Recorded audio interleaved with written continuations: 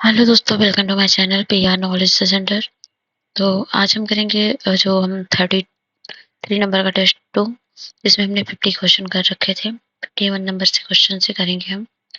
तो अगर आपने ये टेस्ट नहीं किया है तो ज़रूर करिए, और इसकी पीडीएफ टेस्ट खत्म होने के बाद आपको टेलीग्राम पे मिल जाएगी विद आंसर। तो वहाँ ज्वाइन कर लीजिए आप, और उसका लिंक आपको डिस्क्रिप्शन बॉक्स में मिलेगा, तो जाके ज्वाइन कर लीजिए। तो ये है 51 नंबर का क्वेश्चन। यह है कामागाटा मारू घटना के संदर्भ में पूछ रहा है। तो इसका गदर आंदोलन से गहनता से संबंधित था। सौर समिति का गठन कामागाटा मारू यात्रा के अधिकारों के संघर्ष करने के लिए किया गया था। एक सही है, दो सही, एक दो, दोनों सही है, ना तो एक ना तो दो। और आपको कोई भी क्वेश्चन से रिलेटेड कोई भी क्वेरीज हो तो आप टेलीग्राम पे मुझे मैसेज करिए या फिर कमेंट बॉक्स में बताइए। ठीक है, तो ये है इसका जो इसका गदर आंदोलन से गहनता संबंधित है। बिल्कुल आपको पता है कामाघाटू मारू घटना जो है गदर आंदोलन के टाइम हुआ था, जिसमें सिख प्रवासियों को ले जाने वाले जहाज को कनाडा के भेदभावपूर्ण अप्रवाचन नियमों के कारण सीमा में प्रवेश करने से रोक दिया गया था। कौन लेके गया था कामागाटा मारू? तो पंजाबी सिख थे एक, और ये घटना ब्रिटिश साम्राज्य में भारतीयों के प्रति नस्लीय पूर्वाग्रह और भेदभावपूर्ण नीतियों के प्रतीक के रूप में सामने लाई गई थी। तो ये सही है। सौर समिति का गठन कामागाटा मारू यात्रियों के अधिकारों के संघर्ष के लिए किया गया था, ये भी सही है। कामागाटा मारू के यात्रियों के अधिकारों के लिए लड़ने के उद्देश्य से सौर समिति का गठन किया गया था, जिसका नेतृत्व किया था हुसैन रहीम ने और सोहनलाल पाठक और बलवंत सिंह ने। इस कमेटी ने धन जुटाने और विरोध सभाएं आयोजित करने का कार्य किया था। दोनों बातें सही हैं, ऑप्शन सी। अब छोटा नागपुर पठार में प्रचलित खूंट खूंटी प्रणाली के संदर्भ में निम्नलिखित में से कथनों पर विचार कीजिए। यह प्रणाली भूमि के व्यक्तिगत स्वामित्व पर आधारित थी, जिसमें अंग्रेजों को भू राजस्व संग्रह के माध्यम से मुंडा जनजाति को नियंत्रित करने की अनुमति मिल गई। 1908 के छोटा नागपुर काश्तकारी अधिनियम के अंततः खूंट कट्टी प्रणाली को समाप्त कर दिया। एक सही है, दो सही, दो, दोनों सही है, ना तो एक ना तो दो सही है। तो यह जो खूंट कुटी प्रणाली थी, छोटा नागपुर पठार में मुंडा जनजाति में प्रचलित खूंट कुटी थी, और ये सामुदायिक स्वामित्व पर आधारित थी। ये व्यवस्था कबीला आधारित संरचना के अधीन संचालित होती थी, जहां भूमि का स्वामित्व किसी एक व्यक्ति के पास ना होकर किसके पास होता था? समुदाय के पास होता था। ठीक है, तो और इसमें क्या था? इसमें व्यक्तिगत नहीं था, समुदाय के आधार पर होता था। गलत है। दूसरा जो है ये भी गलत है। 1908 के छोटा नागपुर काश्तकारी अधिनियम ने अंततः खुटकारी प्रणाली को समाप्त कर दिया था। तो इस अधिनियम ने मुंडाओं के अपने पैतृक भूमि पर सामूहिक अधिकारों को मान्यता दी और कुटी प्रणाली को बाहरी हस्तक्षेप सुरक्षित किया था बिरसा मुंडा के नेतृत्व में। ठीक है, उलगुलान जो नहीं था उसके। ठीक है, तो ये गलत है, ये केवल एक ही सही है। कभी कभी सुर्खियों में रहने वाले डार्क ऑक्सीजन के संदर्भ में निम्नलिखित कथनों पर विचार कीजिए। तो क्या है ये?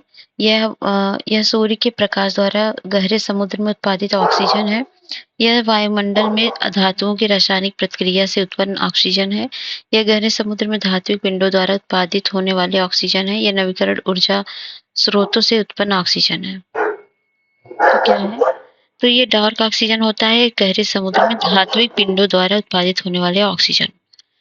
भारतीय राष्ट्रीय कांग्रेस के नागपुर अधिवेशन के संदर्भ में निम्नलिखित कथनों में से कौन सा सही नहीं है? कौन सा? तो अधिवेशन में असहयोग कार्यक्रम का अनुमोदन किया गया, ये सही है। भाषाई आधार पर प्रांतीय कांग्रेस समिति का गठन किया गया था, और इस अधिवेशन की अध्यक्षता सी विजय राघवाचार्य ने किया था, ये भी सही है। और कांग्रेस और मुस्लिम लीग के बीच समझौते का प्रस्ताव पारित किया गया था, ये गलत है। 1916 में किया गया था, ना कि 1920 में। ठीक है, लखनऊ अधिवेशन में किया गया था।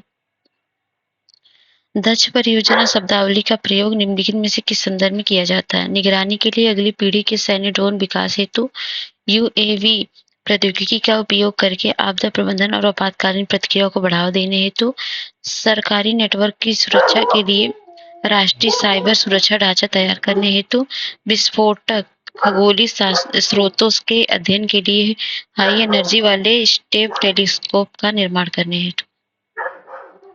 तो ये किया गया था। दक्ष परियोजना जो है ये है विस्फोटक खगोलीय स्रोतों के अध्ययन के लिए हाई एनर्जी वाले स्पेस टेलीस्कोप का निर्माण करने लिए। 56 है मॉन्टेग्यू घोषणा। मॉन्टेग्यू सुधारों के संदर्भ में इनके कथनों पर विचार कीजिए। 1917 के अगस्त घोषणा के तहत राष्ट्रवादियों के सुशासन की मांग को गैर राजद्रोहात्मक माना गया। कांग्रेस में जेम्सफोर्ड सुधारों का स्वागत किया क्योंकि इनमें अधिकांश राष्ट्रवादी मांगों को शामिल किया गया। एक सही है, दो सही, दो दोनों सही है, ना तो एक ना तो दो सही। तो पहला सही है, 1917 के अगस्त घोषणा के तहत राष्ट्रवादियों ने सुशासन की मांग को गैर राजद्रोहात्मक किया गया था, सही है। और दूसरा है कांग्रेस ने जेम्सफोर्ड सुधारों का स्वागत किया और क्योंकि इनमें अधिकांश राष्ट्रवादी मांगों को शामिल किया गया था, तो ये गलत है क्योंकि कांग्रेस ने अगस्त को 1918 में बम्बई में हसन इमाम की अध्यक्षता में एक विशेष अधिवेशन का आयोजन किया और इसमें मोंटफोर्ड सुधारों को निराशाजनक और असंतोषजनक बताया गया था, असंतोषजनक करार दिया गया था। इसके बजाय सुशासन की मांग की गई थी। तिलक ने मोंटफोर्ड सुधार को अयोग्य, निराशाजनक तथा एक सूरज रहित सूबा कहा, जबकि एनिबेसन इसे इंग्लैंड द्वारा प्रस्तावित भारत द्वारा स्वीकार न करने योग्य माना था। तो ये गलत है, केवल एक ही सही है। 57 है सीपरी की वार्षिक रिपोर्ट के अनुसार भारत परमाणु भंडार क्षमता में वृद्धि हुई। इस संदर्भ में भारत के परमाणु विकास संबंधित निम्नलिखित कथनों पर विचार कीजिए। वर्तमान में भारत एकमात्र परमाणु शक्ति संपन्न देश है जिसमें नो फर्स्ट यूज नीति को अपनाया। 1998 में पोखरण में हुए परमाणु परीक्षण का नाम ऑपरेशन स्माइलिंग बुद्धा रखा गया। तो पहला जो है, वर्तमान में भारत एकमात्र परमाणु शक्ति संपन्न देश है जो नो फर्स्ट यूज का फॉलो करता है, तो गलत है। भारत की परमाणु नीति में तो है ही, और लेकिन ऐसा करने वाला भारत एकमात्र देश नहीं है। ये जो है चीन, यूएसए, अन्य देश ने भी इस नीति को अपनाया है। और 1998 में नहीं बल्कि 1974 में जो था ये 1974 में किए गए पहले परीक्षण का नाम था स्माइलिंग बुद्धा ना, परमाणु परीक्षण जो 1974 में पहला वाला हुआ था। इसका क्या नाम था, बताइएगा मुझे इसका नाम। तो ये केवल कोई सही नहीं है, ऑप्शन डी। 58 है निम्नलिखित में से कितने कारकों ने 1945 में स्वतंत्र भारत के प्रति ब्रिटिश सरकार की नीति के बदलाव में योगदान दिया। भारतीय स्वतंत्रता का समर्थन करने वाली महाशक्तियों के रूप में यूएसए और यूएसएसआर का उदय और ब्रिटिश सरकार के भीतर साम्राज्यवाद समर्थक गुटों का बढ़ता प्रभाव और युद्ध और भारत पर ऋण के कारण ब्रिटेन पर आर्थिक दबाव। तो पहला सही है, भारतीय स्वतंत्रता का समर्थन करने वाली शक्तियों के रूप में यूएसए और यूएसएसआर का उदय और ब्रिटिश सरकार के भीतर साम्राज्यवाद समर्थक गुटों का प्रभाव, ये नहीं था क्योंकि कंजर्वेटिव सरकार के विपरीत नई लेबर सरकार द्वारा भारतीय अनुरोधों के प्रति अधिक सहानुभूति दिखाई गई थी और युद्ध और भारत का पर ऋण के कारण ब्रिटेन पर आर्थिक दबाव, ये भी सही है। तो 1 और 2 ऑप्शन बी। निम्नलिखित में से कौन सा क्रिप्स मिशन की असफलता के प्राथमिक कारणों का सर्वोत्तम रूप से वर्णन करता है? ब्रिटिशों द्वारा राजनीतिक नेताओं के साथ बातचीत करने से इनकार करना, भारतीय राजनीतिक दलों में एकता की कमी, भारतीय नेताओं द्वारा तत्काल स्वतंत्रता की मांग और भारत में कम्युनिस्ट पार्टी का प्रभाव। तो आपको पता ही है भारतीय नेताओं द्वारा तत्काल स्वतंत्रता की मांग थी। क्रिप्स मिशन कब आया था? ये आया था मार्च 1942 में और इस मिशन का उद्देश्य द्वितीय विश्व युद्ध के दौरान भारतीय सहयोग प्राप्त करना था और यह ब्रिटिश सरकार द्वारा किया गया एक महत्वपूर्ण लेकिन असफल प्रयास था। 1945 के शिमला सम्मेलन का प्राथमिक उद्देश्य था भारत को तत्काल डोमिनियन स्टेटस दिए जाने का संबंध में चर्चा करना और भारतीय स्वशासन के लिए क्रिप्स प्रस्ताव की शर्तों पर वार्ता करना, वायसराय की कार्यकारी परिषद के पुनर्गठन के लिए वेवेल योजना का विचार विमर्श करना, प्रतिनिधित्व के संदर्भ में भारतीय राष्ट्रीय कांग्रेस और मुस्लिम लीग के बीच मतभेदों को हल करना। तो ये था वायसराय की कार्यकारी परिषद के पुनर्गठन के लिए वेवेल योजना पर विचार विमर्श करना। लखनऊ अधिवेशन 1916 के संदर्भ में निम्नलिखित कथनों पर विचार कीजिए। इस अधिवेशन की अध्यक्षता अंबिका चरण मजूमदार ने की थी। दक्षिण अफ्रीका से भारत लौटने के बाद गांधी जी द्वारा भाग लिया जाने वाला यह पहला कांग्रेस अधिवेशन था। एक सही है, दो सही, दो दोनों सही है, ना तो एक ना तो दो सही है। पहला सही है, इस अधिवेशन की अध्यक्षता अंबिका चरण वोहरा ने की थी, मजूमदार ने। और दूसरा गलत है क्योंकि दक्षिण अफ्रीका से बाहर लौटने के बाद गांधी जी ने इसमें भाग नहीं लिया था। गांधी जी जब 1915 से दक्षिण अफ्रीका से मतलब बाहर भारत आए थे, वो 1916 में लखनऊ अधिवेशन में शामिल नहीं हुए थे। आपको पता है इस समय गांधी जी भारतीय राजनीति में अपेक्षाकृत नए थे और वो देश राजनीतिक माहौल का अवलोकन कर रहे थे। केवल एक सही है। निम्नलिखित में से कौन सी सरकार भारत सरकार अधिनियम 1919 द्वारा शुरू की गई महत्वपूर्ण विशेषता थी? प्रांतीय स्वशासन शासन व्यवस्था में दैत शासन की शुरुआत, मुसलमानों के लिए पृथक निर्वाचन मंडल का गठन, भारत के संघीय न्यायालय का निर्माण करना और सभी विधान परिषदों के लिए प्रत्यक्ष निर्वाचन लागू करना। तो ये था प्रांतीय स्वशासन शासन व्यवस्था में दस शासन की शुरुआत। भारतीय राष्ट्रीय कांग्रेस के सूरत विभाजन के दौरान भारत का वायसराय कौन था? कर्जन, मिंटो, हार्डिंग, एल्गिन, द्वितीय। तो वह था लॉर्ड मिंटो द्वितीय।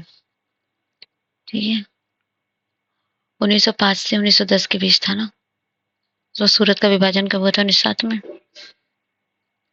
नेक्स्ट है, निम्नलिखित व्यक्तियों में से किसने यह कहा था कि हिंदुओं में अस्पृश्यता एक काला धब्बा है? जब तक समाज में अस्पृश्यता का अस्तित्व है, यह न केवल समस्त हिंदू जाति के लिए अपितु पूरे देश के लिए शर्मनाक है।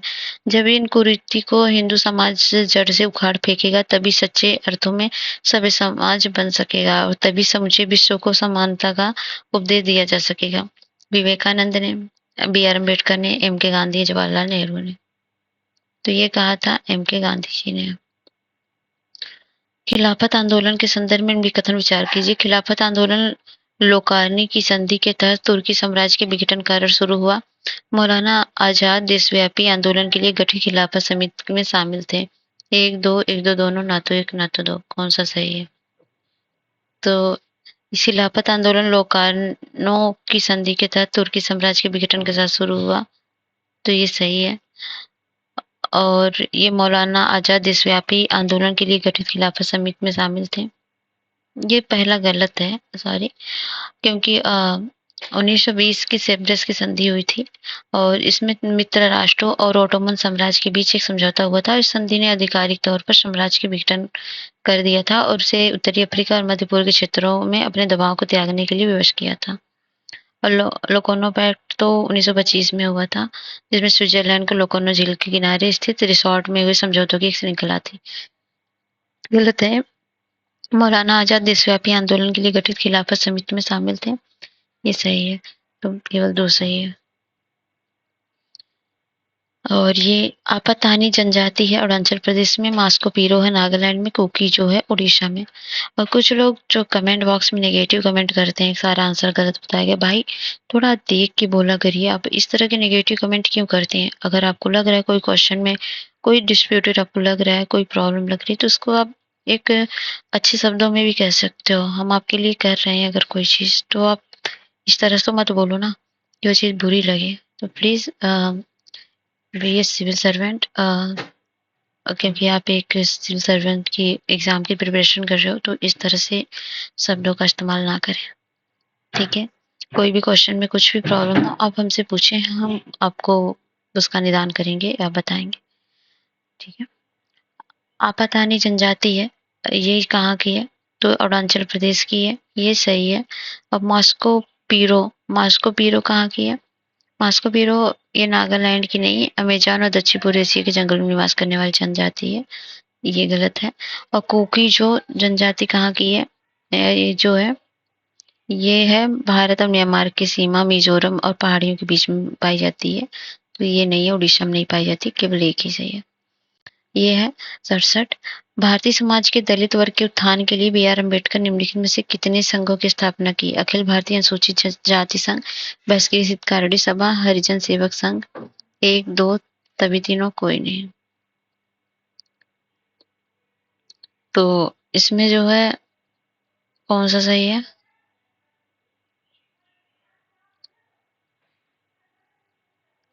अखिल भारतीय अनुसूचित जाति। किसका है? बी आर अम्बेडकर ने निम्नलिखित किन संघों की स्थापना की थी? ठीक है। उन्होंने अखिल भारतीय अनुसूचित जाति संघों की स्थापना की थी बी आर अम्बेडकर ने, और बहिष्कृत हितकारी सभा की शुरुआत की थी। ये जो हरिजन सेवक संघ है, इनकी शुरुआत किसने की थी? ये अखिल भारतीय हरिजन सेवक संघ एक स्वतंत्र राष्ट्रीय स्तर का गैर लाभकारी स्वैच्छिक संगठन था। इस संगठन को अस्पृश्यता विरोधी लीग के रूप में भी जाना जाता है। तो इसकी स्थापना जो है 30 सितंबर 1932 को गांधी जी ने पुणे के यरवदा जेल में महाकाव्य उपवास के मद्देनजर की थी। तो गांधी जी ने किया था, तो 2 ही सही है, ऑप्शन बी। 68 है वायसराय है महत्वपूर्ण घटना है। Chelmsford, Lord Chelmsford Hindu Mahasabha की स्थापना किया था। क्या करना है? युग्म पर विचार करना है। नीचे अच्छा मिलान करना है लग रहा है। ठीक है। लॉर्ड चैम्सफोर्ड ये जो थे हंसते हैं भारतीय शासन अधिनियम 1919 से, तो A4 हो जाएगा। और हार्डिंग द्वितीय जो था, ये था हिंदू महासभा की स्थापना हुई थी इसका लॉर्ड लिनलिथ को अगस्त प्रस्ताव और लॉर्ड विलिंगटन सांप्रदायिक पचाट। तो ये हो जाएगा 4 1 2 3 ऑप्शन ए। 1940 के दशक के दौरान अंग्रेजों द्वारा सत्ता हस्तांतरण हेतु की गई पहलों के संदर्भ में निम्नलिखित कथनों पर विचार कीजिए। बेबेल योजना का उद्देश्य एक अंतरिम सरकार का गठन करना था, जबकि क्रिप्स मिशन ने ब्रिटिश युद्ध अभियानों के लिए समर्थन मांगा था। क्रिप्स मिशन ने भविष्य में डोमिनियन स्टेटस की पेशकश की, जबकि बेबेल योजना का उद्देश्य शासन में तत्काल भारतीय लोगों की भागीदारी सुनिश्चित करना था। एक सही है, 2 सही है, दोनों सही है, ना तो एक ना तो 2 सही है। तो दोनों ही बातें सही हैं, ऑप्शन सी।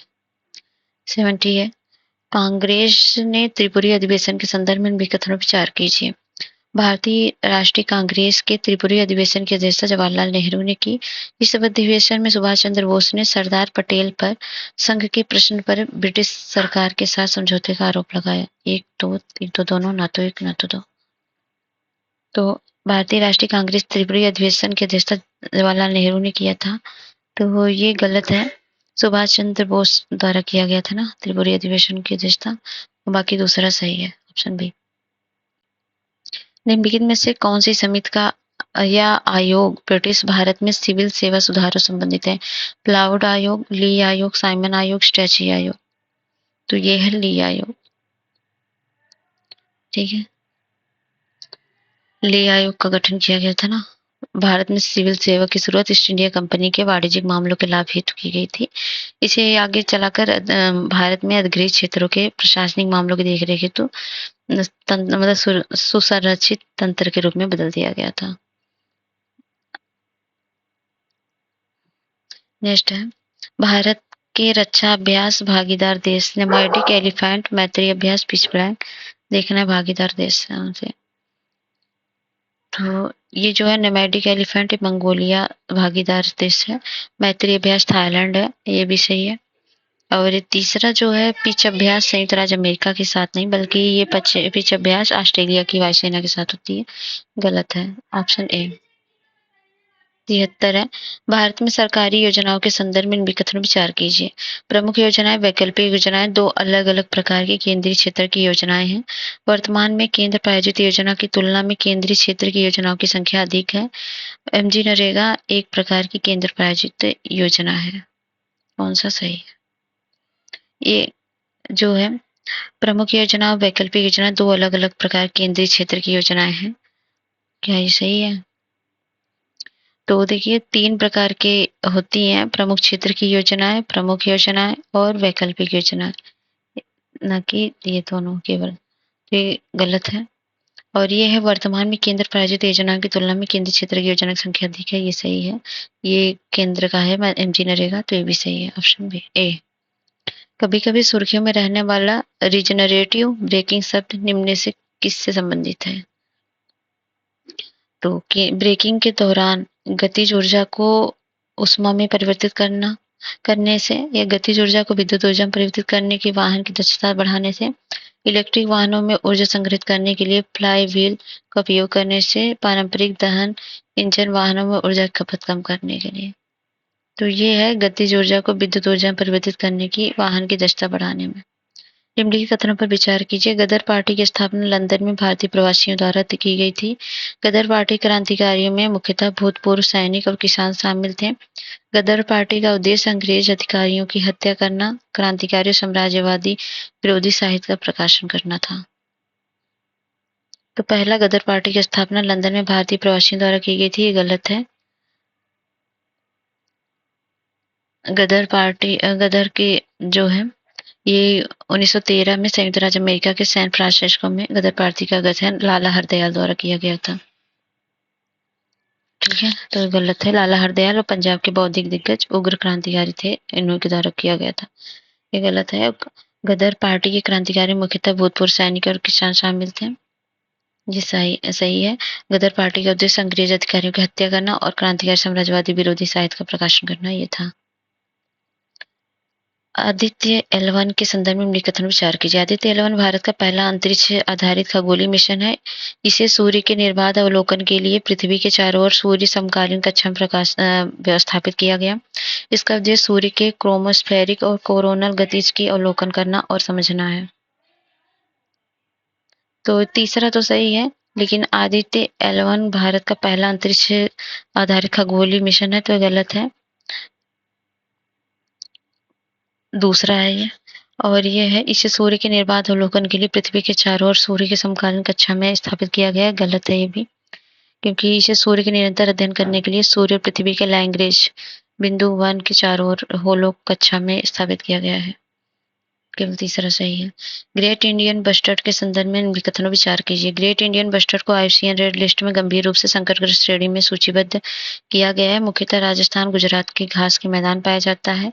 यह प्रवासी प्रजाति और एशिया भर में लंबी दूरी तय करता है। 1 सही है, 1 2 सही है, 2 3 सही है, 1 2 3 सही है। तो ये पहला सही है, IUCN के रेड लिस्ट में गंभीर रूप से संकटग्रस्त श्रेणी में है। दूसरा भी सही है, मुख्यतः राजस्थान, गुजरात के घास मैदान पाया जाता है। यह प्रवासी प्रजाति एशिया भर में लंबी दूरी तय करता है, गलत है। यह ग्रेट इंडियन बस्टर प्रवासी पक्षी नहीं है, ये काफी हद तक गैर प्रवासी पक्षी है। तो 1 2 सही है। और निम्नलिखित संस्थाओं में से कौन सी स्वदेशी आंदोलन के दौरान स्थापित की गई थी? Rashtriya Shiksha Parishad, Indian society of oriental art, Bengal national college, Banaras Hindu विश्वविद्यालय। 1 2 1 2 3 1 3 4 1 2 3 4। तो ये है Rashtriya Shiksha Parishad, Indian society of oriental art, Bengal national college. 1 2 3। Next है सार्वजनिक सुरक्षा विधेयक 1928 के संदर्भ में कथन विचार कीजिए। इससे समाजवादी और साम्यवादी विचारों का प्रचार करने के संदेह पर विदेशियों को निर्वासित करने के लिए प्रस्तुत किया गया था। भारतीय पूंजीपतियों ने इस बिल को पेश करने में सरकार का सक्रिय रूप समर्थन किया। 1 सही है, 2 सही, 1 2 दोनों सही है, ना तो 1 ना तो 2। तो ये पहला सही, समाजवादी और साम्यवादी विचारों का प्रचार करने के संदेह पर विदेशियों को निर्वासित करने के लिए प्रस्तुत किया गया था। भारतीय पूंजीपतियों ने इस बिल को पेश करने की सरकार का सक्रिय रूप से वर्णन किया। ये पब्लिक सेफ्टी बिल को पेश करने में सरकार का समर्थन करने से इनकार कर दिया था। उनका मानना था कि इस बिल का उद्देश्य कम्युनिस्टों में नियंत्रित करना है। इस तरह के प्रावधान का इस्तेमाल राष्ट्रीय आंदोलन पर हमला करने के लिए किया है, तो उसको समर्थन नहीं किया गया था। केवल पहला सही है। लॉर्ड मिंटो सुधारों के संदर्भ में निम्नलिखित कथनों पर विचार कीजिए। इन सुधारों के कारण प्रांतीय विधान परिषदों में निर्वाचित सदस्यों का बहुमत हो गया। इसके तहत भारतीयों को भारत के वायसराय की कार्यकारी परिषद में शामिल किए जाने का प्रावधान किया गया है। 1 सही है, 2 सही, 2 दोनों, ना तो 1 ना तो 2। पहला तो गलत है, इसमें निर्वाचित नहीं बल्कि गैर निर्वाचित सदस्य थे। इसके तहत भारतीयों को भारत के वायसराय की कार्यकारी परिषद में शामिल किए जाने का प्रावधान था। बी सही है। निम्नलिखित कथनों पर विचार की। जेब्रा मर्सल्स, प्लैगोकैंथस, सुंधा सुसेखरी, सेन्ना स्पेक्टोबिलिस उपरोक्त सूचीबद्ध प्रजातियों में से कितनी आक्रामक प्रजातियां मानी जाती हैं? तो ये पहला सही है, जेब्रा मसल्स है। दूसरा नहीं है और तीसरा है, तो 2 है, ऑप्शन बी। प्राय सुर्खियों में रहने वाला प्रोजेक्ट नेक्सस से संबंधित है। नवीकरण ऊर्जा को बढ़ावा देने से, सीमा पार त्वरित खुदरा भुगतान को सक्षम बनाने में, साइबर सुरक्षा संबंधी उपायों को बढ़ाने में, अंतर्राष्ट्रीय व्यापार समझौता का समर्थन करने में। तो यह सीमा पार त्वरित खुदरा भुगतान को सक्षम बनाने से। सूरत विभाजन के संदर्भ में निम्नलिखित कथन विचार कीजिए। भारतीय राष्ट्रीय कांग्रेस के सूरत अधिवेशन की अध्यक्षता दादा भाई नौरोजी ने की थी। विभाजन का मुख्य कारण राजनीतिक संघर्ष के तरीकों को लेकर मतभेद के का होना था। कौन सा सही है? 1-2 दोनों, ना तो 1 ना तो 2। भारतीय राष्ट्रीय कांग्रेस के सूरत अधिवेशन की अध्यक्षता दादा भाई नौरोजी ने की थी। तो रास बिहारी घोष ने की थी, ना कि नौरोजी जी ने। विभाजन का मुख्य उद्देश्य राजनीतिक संघर्ष के तरीकों के लेकर मतभेद होना था। बिल्कुल सही है, ऑप्शन बी। और ये है भारत में होम रूल लीग आंदोलन की निम्नलिखित में से कौन सी विशेषताएं थी? पैम्फलेट का वितरण, बहिष्कार धारण, पुस्तकालय और अध्ययन कक्षों का आयोजन, स्थानीय शासन के कार्य में भाग लेना। 1-2-3 सभी चारों।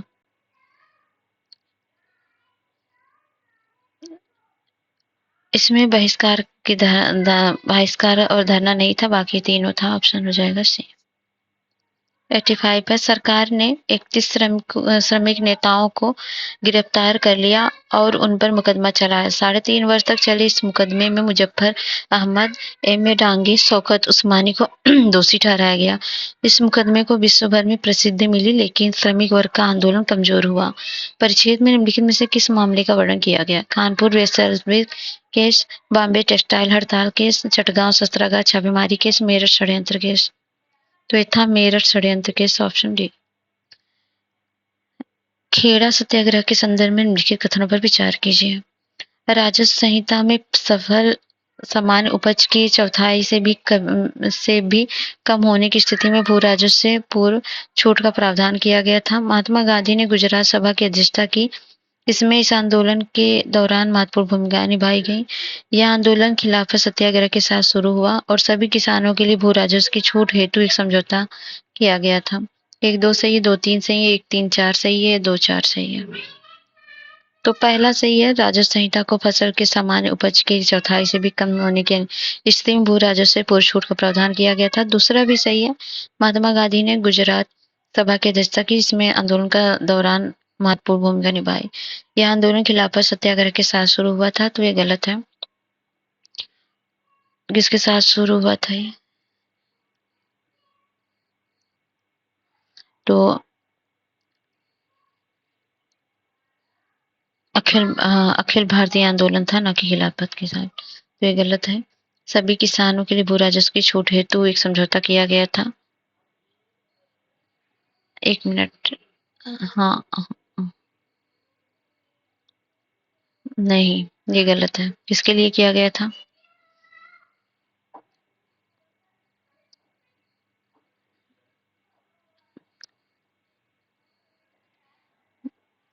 ये जो है भू राजस्व छूट के लिए समझौता नहीं किया गया था, बल्कि छूट टैक्स में छूट वगैरह के लिए था ना ये। तो ये गलत है आपका। इसमें जो मनमानी टैक्स वसूला जाता था उसके मामले में था। सरकार ने निर्देश जारी किया था कि राजस्व केवल उन किसानों से वसूला जाना चाहिए जो भुगतान करने में सक्षम हो। तो ये भी गलत है, तो केवल 1-2 सही है। और नेक्स्ट है 87 20 फरवरी 1947 को ब्रिटिश प्रधानमंत्री क्लीमेंट एटली द्वारा एक घोषणा की गई। इस घोषणा में संकेत क्या था?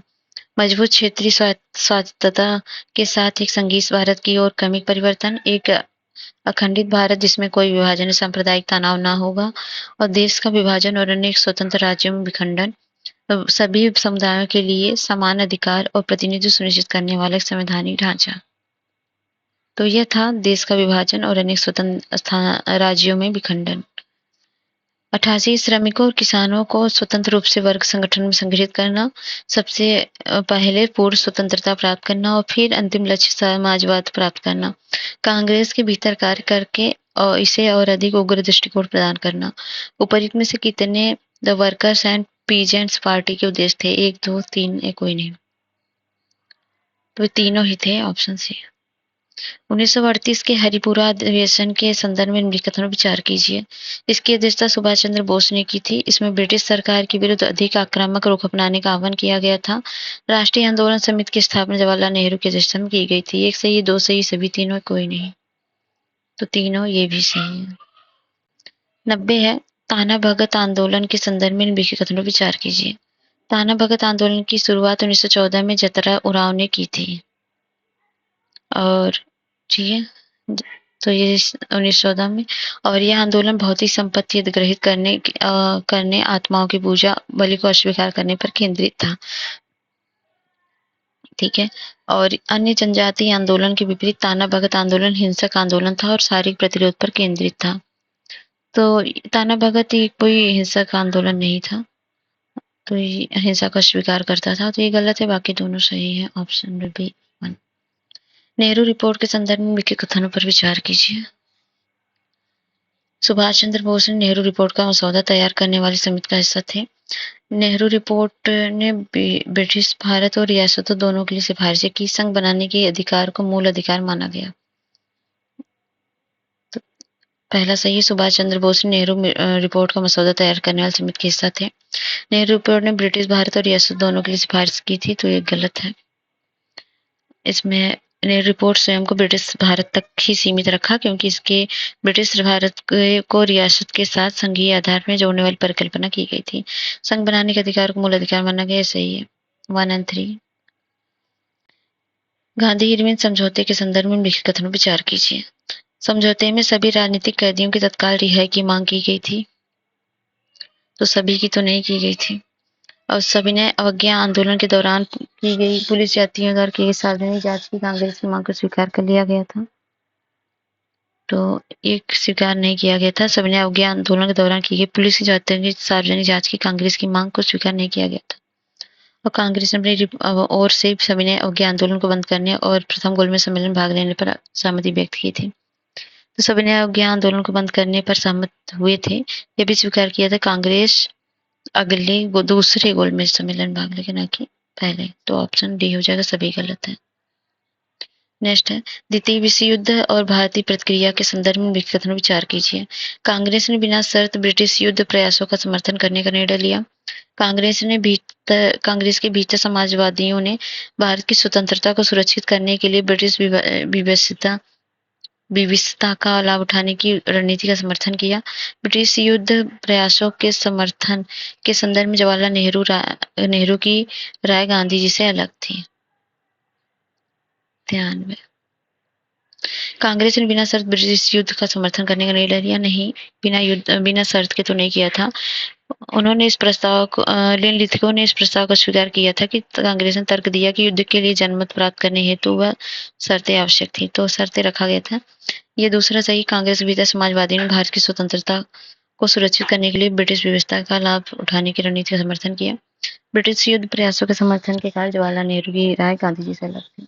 पहला गलत होते ही आंसर मिल जाता है, फिलहाल देख लिया आपने। ठीक है। विदेशी अधिकरणों के संदर्भ में विकथन विचार कीजिए। यह केंद्र सरकार द्वारा गठित अर्धन्यायिक निकाय है, और विदेशी अधिकरणों के निर्णय के विरुद्ध सीधे उच्चतम न्यायालय में अपील की जा सकती है। एक दो दोनों, ना तो एक। तो पहला तो सही है, केंद्र सरकार द्वारा गठित एक अर्धन्यायिक निकाय है। और दूसरा गलत है, क्योंकि इसमें विदेशी अधिकरणों के विरुद्ध अपील की जा सकती है, लेकिन अपीलें सीधे उच्चतम न्यायालय में नहीं की जाती हैं। तो मन सही है।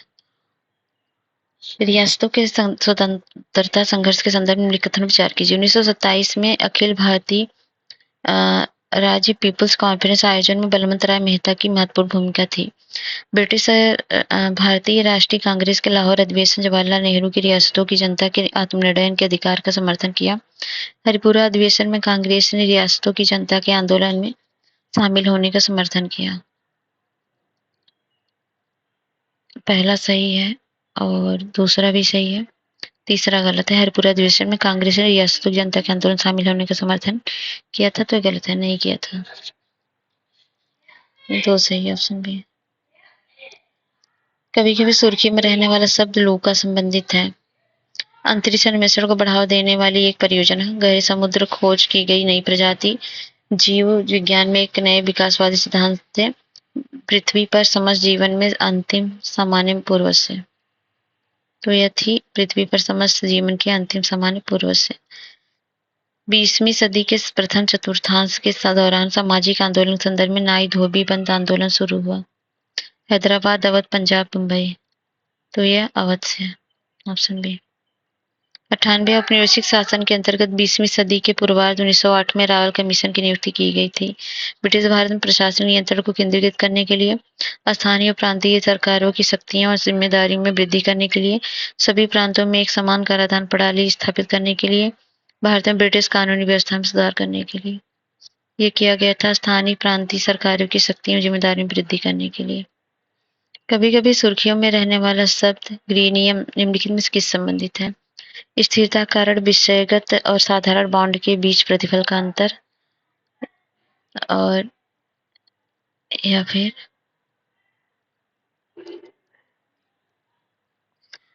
पारंपरिक बॉन्ड की तुलना में ग्रीन बॉन्ड जारी किए जाने वाला अतिरिक्त रिटर्न, पर्यावरण पर सकारात्मक प्रभाव डालने वाला बॉन्ड हेतु निवेशक द्वारा दिए जाने वाला प्रीमियम, या जलवायु परिवर्तन नीतियों से संबंध बॉन्ड्स के लिए ब्याज दर समायोजन। तो ये था स्थिरता के कारण विषयगत और साधारण बॉन्ड के प्रतिफल अंतर में। 100 है, भारतीय राष्ट्रीय सेना के संदर्भ में निम्नलिखित कथनों में से कौन सा सही है? रास बिहारी बोस ने आईएनए के आंतरिक गठन में महत्वपूर्ण भूमिका निभाई थी। द्वितीय विश्व युद्ध के दौरान धुरी राष्ट्रों ने आईएनए को मान्यता दी थी। आईएनए ने इम्फाल कोहिमा अभियान में भाग लिया था। रास बिहारी बोस ने आईएनए के आरंभिक गठन में महत्वपूर्ण भूमिका निभाई थी। ये सही, ये गलत है, बाकी ये दोनों सही है। Option B. तो जो ब्रिटिश भारतीय सेना के भारतीय कमांडर कैप्टन मोहन सिंह थे, 1941 में ब्रिटिश द्वारा जापानियों के समक्ष सिंगापुर में आत्मसमर्पण के पश्चात भारतीय राष्ट्रीय सेना के प्रारंभिक अवधारणा उन्होंने प्रस्तुत की थी। तो ये तो पता ही होगा। तो बाकी कैसा लगा क्वेश्चन बताइएगा, कितने क्वेश्चन सही हुए आप ये बताइएगा, और दोनों वीडियो पार्ट 1 पार्ट 2 देख लीजिएगा, और इसके पीडीएफ आप टेलीग्राम पे हमारे जुड़ के प्राप्त कर लीजिएगा, ठीक है। और वहाँ पे भी आंसर एंड एक्सप्लेनेशन होंगे, जो भी क्वेरीज हो वहाँ से भी आप देख सकते हैं। बाकी कोई भी प्रॉब्लम हो आप मुझसे पूछ सकते हैं। तो चलिए, वीडियो को लाइक शेयर सब्सक्राइब करिएगा, और मिलते हैं नेक्स्ट वीडियो में। तब तक के लिए जय हिंद, जय भारत।